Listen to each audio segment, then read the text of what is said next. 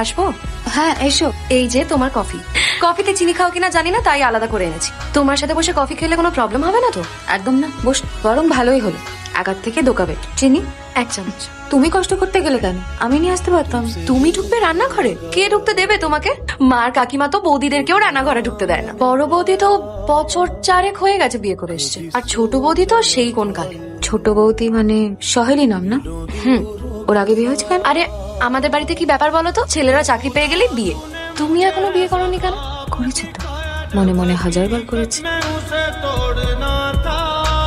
কি করব, মনের মানুষ ফসকে গেল যে। হ্যাঁ, তোমাকে কে ছেড়ে চলে গেল বলো তো? এই ছেলেগুলো না প্রচন্ড বোকা হয় জানো তো। It's his loss. কেস কেন?